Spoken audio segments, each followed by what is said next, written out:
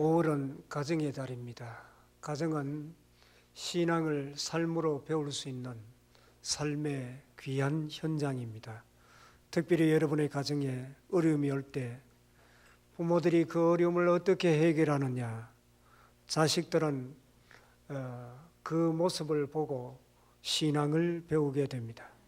어려운 일이 있을 때 믿음으로 잘 결정하시기를 바랍니다. 그것은 믿음의 유산으로 그대로 이어지게 되는 것입니다. 가정은 자녀들의 영적인 문화를 만드는 장소입니다. 만약에 용서하지 못하는 부모가 그 미움을 가지고 산다면 자녀들은 그 미움을 고스란히 배우게 될 것입니다.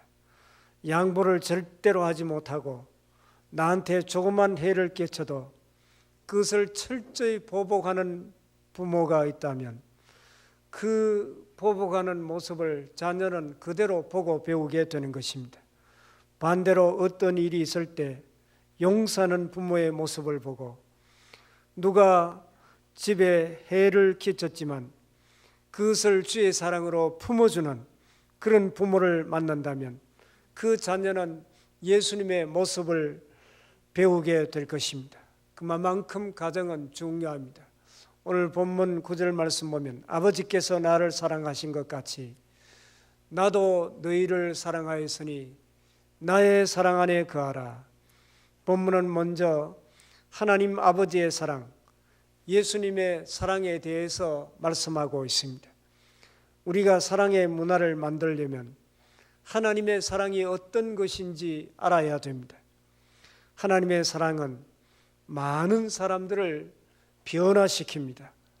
하나님의 사랑은 성경의 여러 가지 모양으로 나타나는데 두 가지 사랑을 오늘 말씀드리려고 합니다. 하나는 하나님이 우리에게 사랑을 보여주실 때 징계를 통하여 드러내실 때가 있습니다.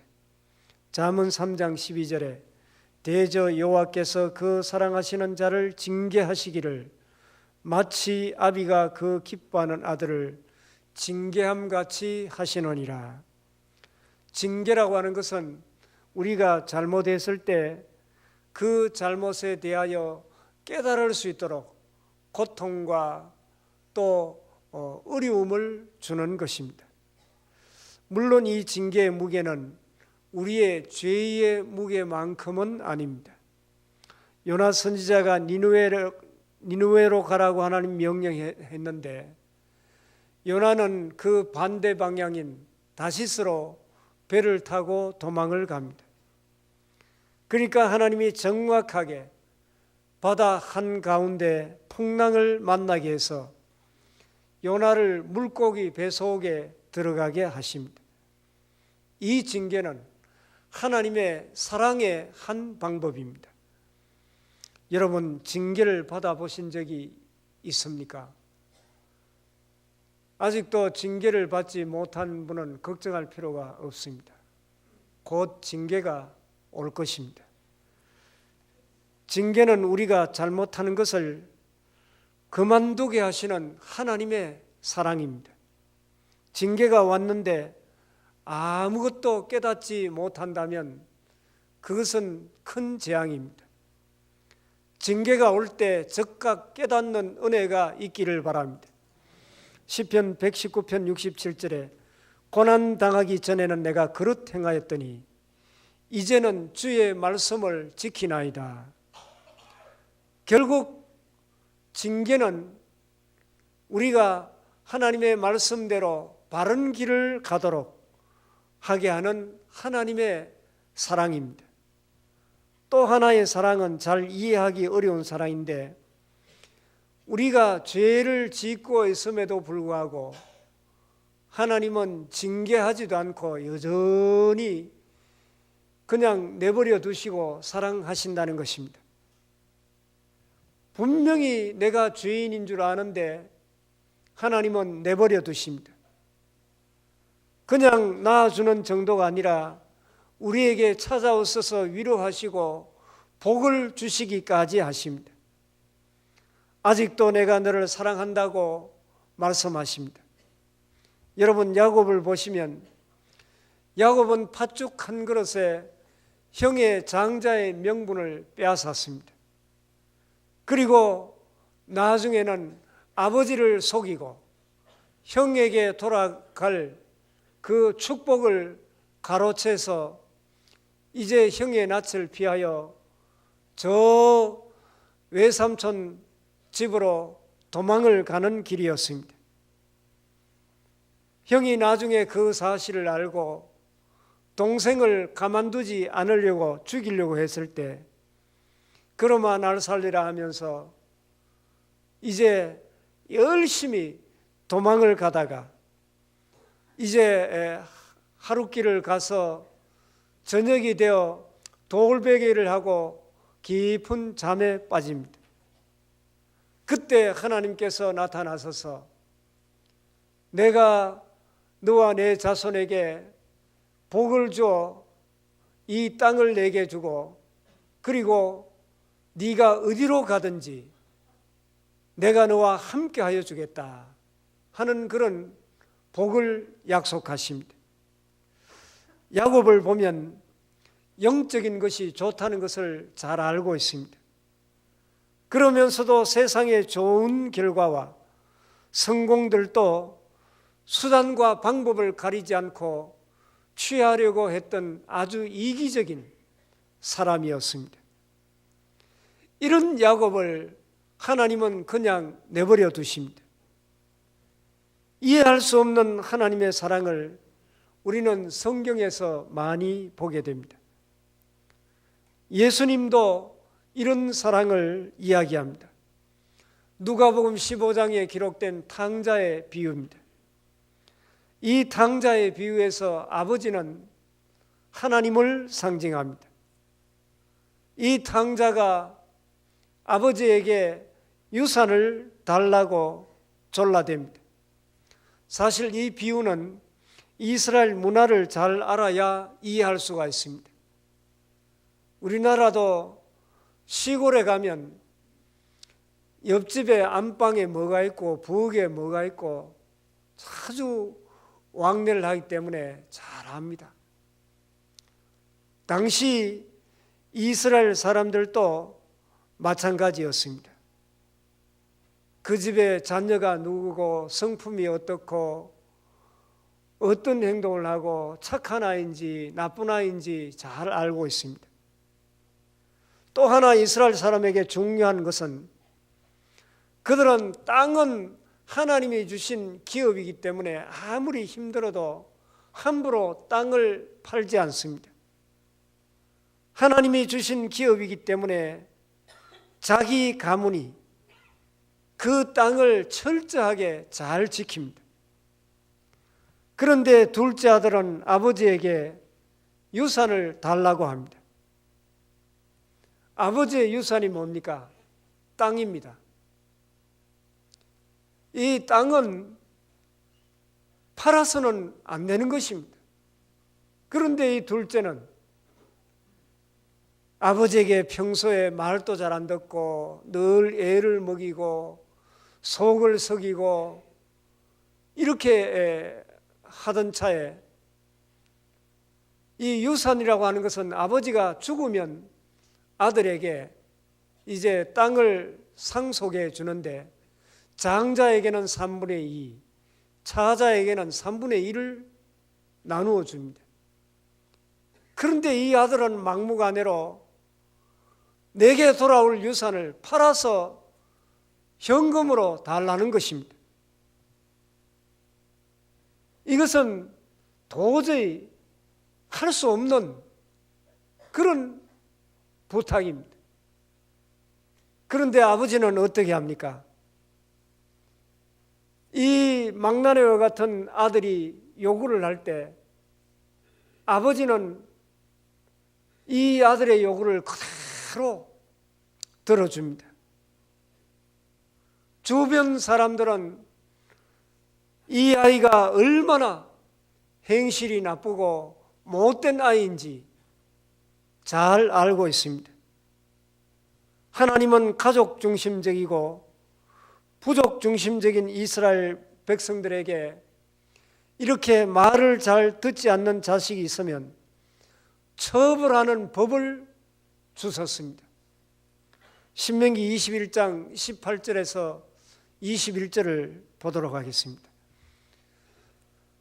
사람에게 완악하고 패역한 아들이 있어 그의 아버지의 말이나 그 어머니의 말을 순종하지 아니하고 부모가 징계하여도 순종하지 아니하거든 그의 부모가 그를 끌고 성문에 이르러 그 성읍 장로들에 나아가서 그 성읍 장로들에게 말하기를 우리의 이 자식은 완악하고 패역하여 우리 말을 듣지 아니하고 방탕하며 술에 잠긴 자라 하면 그 성읍의 모든 사람들이 그를 돌로 쳐 죽일지니 이같이 네가 너희 중에서 악을 제하라. 그리하면 온 이스라엘이 듣고 두려워하리라. 누가복음의 15장에 나오는 이 탕자도 돌에 맞아 죽을 수밖에 없는 그런 형편없는 아들이었습니다. 그런데 하나님을 상징하는 아버지는 어떻게 하셨습니까? 이 아들의 요구 조건을 다 들어줍니다. 왜 성경은 하나님 아버지를 이렇게 잘못된 길로 가는 아들을 그냥 내버려두는 하나님으로 표현하고 있습니까? 하나님은 왜 우리가 온갖 죄를 짓고 내 멋대로 살아가는데 그냥 내버려 두십니까?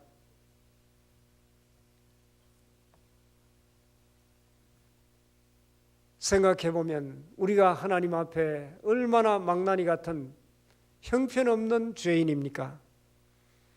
얼마나 많은 사람들을 욕하고 가슴에 못을 박고 상대방이 나에게 조그만 해를 끼치면 그냥 나는 참지 못하고 그냥 놔두지 않는 그런 나쁜 성품을 우리는 가지고 있지 않습니까? 하나님은 징계를 통해서도 우리를 사랑하시지만은 죄인인 우리들을 하나님은 바보처럼 그냥 내버려 두시고 계속해서 사랑해 주신다는 것입니다.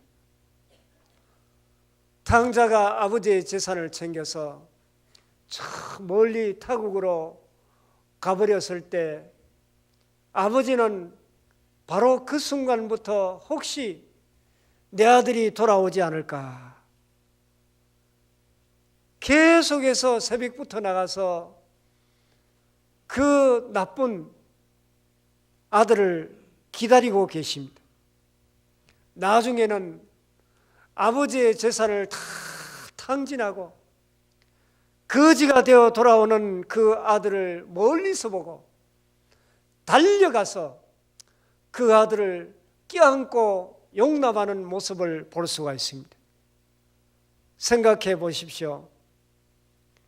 이웃 사람들에게 그 아들이 얼마나 아버지의 마음을 상하게 하고 불효한 나쁜 자식인지 이미 소문이 다 나 있습니다. 이제 아버지의 재산을 다 탕진하고 거지가 되어 돌아오는 그 탕자의 아버지라고 불리는 것에 대해서 아버지는 전혀 부끄러워하지 않습니다. 성경에 하나님을 부를 때 아브라함의 하나님, 이삭의 하나님, 야곱의 하나님 그렇게 부르는 모습을 보게 됩니다. 아브라함은 이스라엘 백성들이 존경하는 믿음의 조상입니다. 아브라함의 믿음이 얼마나 훌륭하고 좋습니까? 아브라함의 하나님 이렇게 부를 때 하나님의 마음이 뿌듯하고 기뻐했을 것입니다. 그런데 형편없는 그런 아들, 사람들이 손가락질하고 감옥에 왔다 갔다 하고 다른 사람과 늘 싸우고 피해만 끼치는 그런 아들이 있다면 이런 아들의 아버지라고 불려지면 아버지가 이 아들을 생각하면 얼마나 속이 상하고 또 부끄럽겠습니까? 그런데 여러분, 우리의 이름을 넣어서 이사무의 아버지 그러면 생각하면 참 나같이 형편없는 죄인의 아버지, 하나님은 우리의 아버지십니다. 여러분의 이름을 넣어서 아무개 아버지 이렇게 한번 불러보시기 바랍니다. 이사무의 아버지, 여러분 불러보세요.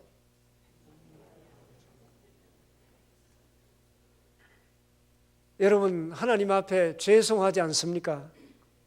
그런데 하나님은 전혀 부끄러워하지 않습니다. 왜 우리가 그렇게 잘못 살고 그렇게 못된 말을 하고 그렇게 행동하는데 하나님은 가만히 놔두실까요? 그리고 내가 너를 사랑한다고 그렇게 말을 하실까요? 여러분, 사랑은 사람을 변화시키고 사람을 돌아오게 만듭니다. 하나님이 이렇게 소문난 탕자가 집에 돌아오는데 탕자의 아버지로 불려지는 것을 전혀 부끄러워하지 않았습니다. 왜 이렇게 사랑하실까요? 죄를 짓고 있는 우리에게 복을 주십니까? 그 이유는 하나입니다. 회개하고 하나님 아버지에게로 돌아오게 하기 위해서입니다. 사람은 징계를 통해서도 돌아오지만은 끝까지 사랑해 주시는 그 사랑 때문에 돌아오는 것입니다. 오늘 먼저 나누고 싶은 말씀이 있습니다. 하나님의 사랑은 내 인생의 방향을 바꾸어 놓습니다. 사랑을 계속 받으면 끝까지 잘못된 그 길로 갈 수 없습니다. 반드시 그 사랑을 깨닫고 돌아오게 되는 것입니다. 특별히 교회학교 아이들을 가르치다 보면 떠들고 싸우고 말도 안 듣고 형편없는 그런 아이들이 있다고 할지라도 끝까지 감싸주고 끝까지 사랑해주면 반드시 하나님의 귀한 일꾼이 되는 것입니다. 신앙생활을 하면서 욕하고 살아도 하나님은 여전히 우리를 사랑하십니다. 계속 욕하라고 사랑하시는 것이 아닙니다. 언젠가는 돌아오겠지. 언젠가는 그만두겠지. 언젠가는 아버지의 마음을 알아주겠지. 그렇게 생각하고 결코 포기하지 않고 계속해서 사랑해 주십니다. 사랑은 이 세상에서 가장 큰 능력입니다. 오늘 예배를 통하여 나를 이렇게 포기하지 않고 끝까지 사랑하시는 하나님의 그 크신 사랑과 은혜를 깊이 깨달을 수 있기를 바랍니다. 오늘 본문 9절에 아버지께서 나를 사랑하신 것 같이 나도 너희를 사랑하였으니 나의 사랑 안에 거하라. 여러분, 예수님이 누구십니까? 그는 근본 하나님의 본체이십니다. 하나님이십니다. 예수님이 하나님이신데 아버지께서 나를 사랑하신 것 같이 그분이 자기를 사랑하셨다는 것입니다. 그리고 나도 너희를 사랑하였으니 나도 너희를 사랑한다는 것입니다. 탕자가 아버지의 집에 돌아왔을 때 그 아들 때문에 당해야 되는 모든 수치와 수모를 아버지는 가슴에 품고 그 아들을 받아들인 것입니다. 아들은 부끄러워서 얼굴을 들지 못하고 아버지, 나는 아버지의 아들이라 일컬음을 받을 수 없습니다. 이제는 종으로 서주십시오. 그렇게 했지만은 아버지는 그 거지가 된 아들을 끌어안고 아니다. 너는 내 아들이다.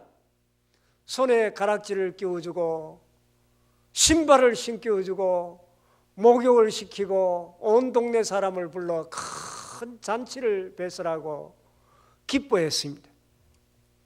하나님의 사랑은 우리가 영생을 얻을 수 없는 사람인데 영생을 얻을 수 있도록 대신 십자가에서 죽어주신 희생의 사랑입니다. 이 사랑을 마음에 깊이 깨달은 사람은 뭔가 하나님 앞에 변화되어야 됩니다. 탕자가 아버지의 집에 돌아왔을 때 아버지는 용서하고 껴안아 주셨습니다. 이 아들은 남은 인생 이제는 과거와 같이 살지 않겠습니다. 아버지의 아들로서 부끄러움이 없이 온전히 아버지를 위하여 최선을 다하며 살겠습니다. 그렇게 결단을 했지 않겠습니까? 여러분, 하나님의 사랑을 아는 사람은 인생에 관한 관점이 바뀌어지게 됩니다. 이제 내 인생은 누구의 것입니까? 내 인생은 아버지의 것입니다. 하나님의 사랑은 삶에 대한 우리의 관점을 바꾸어 놓습니다. 예수님이 가르쳐 주시는 누가복음 15장의 비유의 관점은 아버지의 사랑만 이야기하는 것이 아닙니다. 우리가 하나님의 자녀로서의 부족함을 알고 있다면 이제 끝까지 우리를 사랑해 주시는 그 하나님 앞에 내가 해야 될 일이 무엇인가? 새로운 사명을 발견해야 할 것입니다. 내 남은 인생은 이제는 나를 사랑하신 그 주님을 위하여 살고 싶습니다. 이런 소원이 있어야 되지 않겠습니까? 하나님의 사랑을 아는 사람은 인생을 보는 관점이 바뀌게 됩니다. 아버지께서 나를 사랑하신 것 같이 나도 너희를 사랑하였으니 나의 사랑 안에 거하라. 하나님의 사랑을 가르쳐 주시고 마지막에 나의 사랑 안에 거하라고 말씀하고 있습니다. 오늘 본문 말씀은 그 앞에 보면 나는 포도나무요 너희는 가지라. 그가 내 안에 내가 그 안에 거하면 이 말씀에 이어지는 말씀입니다. 그렇다면 나의 사랑 안에 거하라는 말씀이 무슨 뜻이겠습니까? 요나가 물고기 뱃속에 들어갔다가 난 후에 그는 하나님의 명령에 순종해서 이제 저 큰 성읍 니느웨로 가서 하나님의 말씀을 외칩니다. 요나는 하나님의 낯을 피하여 다시스로 가던 그 방향을 바꾸어서 니느웨로 갔습니다. 이렇게 징계는 사람을 바꿉니다. 저 큰 성읍 니느웨로 가서 하나님의 말씀을 외쳤습니다. 그런데 니느웨 사람들이 멸망할 것이라 그렇게 외쳤지만은 니느웨 백성들은 왕으로부터 모든 백성들이 굵은 베옷을 입고 철저하게 하나님 앞에 회개를 해버립니다.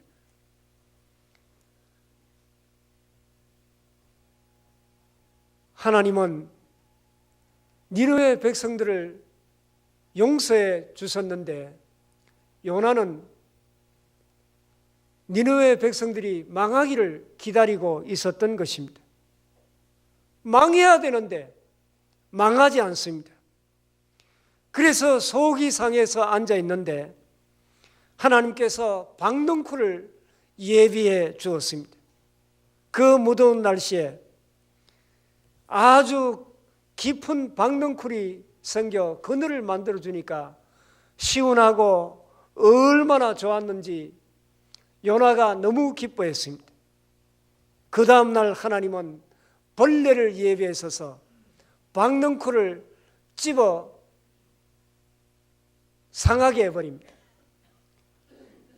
그러니까 박넝쿨이 말라버리니까 너무 뜨거워서 화가 머리끝까지 치밀어 올랐습니다. 그래서 요나가 하나님, 차라리 나를 죽여주십시오 라고 말합니다. 그때 하나님께서 박넝쿨을 네가 만들었느냐?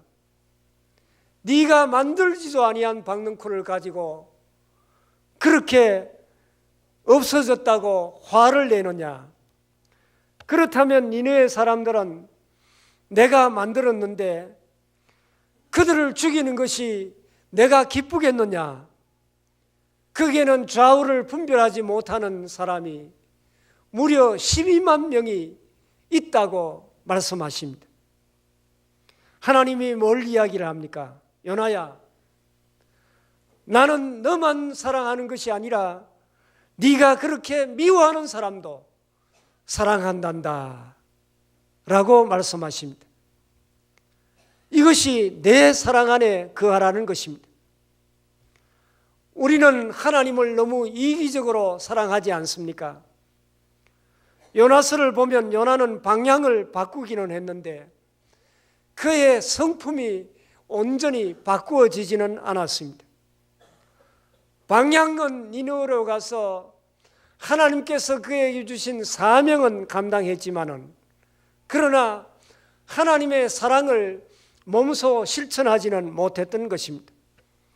마찬가지로 우리도 하나님 앞에 찬양대도 하고 교사도 주방에서 봉사도 하고 차량 봉사도 열심히 합니다. 그런데 진정한 그리스도의 사랑을 몸소 실천하지 못할 때가 많습니다. 마태복음 5장 46절에 너희가 너희를 사랑하는 자를 사랑하면 무슨 상이 있으리요? 세리도 이와 같이 하느니라. 요한일서 4장 8절에 하나님은 사랑이라고 말씀하고 있습니다. 내가 예수를 믿는 순간에 하나님께서는 그리스도의 사랑을 우리 가슴에 심어주십니다. 여러분 안에 예수님이 들어와 계십니까? 그분의 사랑이 우리 안에 나타날 수 있도록 사랑의 DNA를 우리 속에 넣어주신 것입니다. 그런데 사탄은 우리가 그런 사랑을 할 수 없는 것처럼 계속해서 우리를 부추깁니다. 요나서를 통해서 하나님은 우리에게 중요한 이야기를 하고 계십니다. 수많은 교인들이 방향은 바꾸었는데 그의 속은 바뀌어지지 않습니다. 믿는다고 하면서도 여전히 미워하고 불평이 터져나오고 또 악한 나쁜 감정을 가지고 예배드리고 또 열심히 봉사도 하고 있습니다. 주님은 우리에게 부탁하십니다. 나는 가지요 너희는 가지니, 나는 포도나무요 너희는 가지니, 그가 내 안에 내가 그 안에 있으면 이 사람은 많은 열매를 맺는다 그랬습니다. 나무에 떨어진 나무가지가 되지 말라는 것입니다. 떨어져 나가는 순간에 불타버릴 수밖에 없습니다. 너희는 내 안에 붙어 있으라고 말씀하고 있습니다. 네가 믿을 때 너의 심령 안에 내 사랑의 유전자를 DNA를 심어 넣었다는 것입니다. 내가 예수 믿을 때 예수님의 사랑이 우리의 심장에 들어와 있습니다. 우리를 미워하는 사람을 사랑할 수 있는 그 사랑의 유전자가 우리 속에 있는 줄 믿습니다. 여러분, 오늘 예배하는데 여전히 미워하는 사람이 있습니까? 지금까지 미워한 것만으로도 충분합니다. 이 시간 이후로 그만두시기 바랍니다. 포기하시기 바랍니다. 하나님의 사랑은 내 삶의 성품을 바꾸어 주십니다. 여러분, 방향만 바꾸는 것이 아닙니다. 우리의 속 사람을 아름답게 빚어주십니다. 우리 안에 예수님의 십자가의 사랑이 이미 들어와 있습니다. 이제는 이 사랑을 몸소 실천할 수 있기를 바랍니다. 히브리 10장에 서로 돌아보아 사랑과 선행을 격려하며 이것이 신앙인의 문화입니다. 하나님의 사랑이 저와 여러분의 가정을 지배하는 이런 은혜가 있기를 바랍니다. 그래서 하나님은 성경에 사랑의 정의를 이렇게 내리고 있습니다. 고린도전서 13장에 사랑은 오래 참고, 사랑은 온유하며, 사랑은 시기하지 아니하며, 사랑은 자랑하지 아니하며, 교만하지 아니하며, 무례히 행하지 아니하며, 자기의 유익을 구하지 아니하며, 사랑은 성내지 아니하며, 이렇게 계속 쭉 말씀하고 있습니다. 이 말씀을 가만히 읽다가 보면 정말 사랑은 어려운 것이구나, 내가 도저히 할 수 없는 것이구나 하는 그런 생각마저 들게 됩니다. 그러나 우리가 주님 안에 거하면 어떤 것이라도 할 수 있습니다. 주님께서는 우리를 위하여 십자가를 지시기까지 사랑하셨는데, 이 십자가의 사랑을 우리의 마음속 깊이 새겨 주님의 사랑을 몸소 실천함으로 말미암아 하나님의 그 놀라우신 사랑이 우리를 통하여 우리의 가정에, 또 우리의 이웃에, 우리 교회에 늘 나타나는 그런 은혜가 날마다 있기를 바랍니다. 아버지 하나님, 오늘 어린이 주일에 하나님의 사랑에 대한 말씀을 나누게 하시니 감사합니다. 하나님은 끝까지 우리를 사랑하셔서 하나님 앞에 돌아오게 하시고, 돌아온 것뿐만 아니라 우리의 속 사람의 성품까지 바꾸기를 원하시오니 이후로 우리의 속 사람이 바꾸어지게 하여 주시옵소서. 하나님은 나만 사랑하시는 분이 아니라 내가 싫어하고 미워하는 사람도 사랑하고 계시다는 것을 우리가 깨달아 나를 욕하고 미워하는 사람까지 사랑할 수 있는 그런 사랑의 마음을 저희들에게 허락하여 주시옵소서. 우리의 가정마다 십자가의 사랑이 역사하여 후손들에게 그 사랑을 전하며 그 사랑의 삶을 살게 하여 주시옵소서. 예수님 이름으로 기도하옵나이다. 아멘.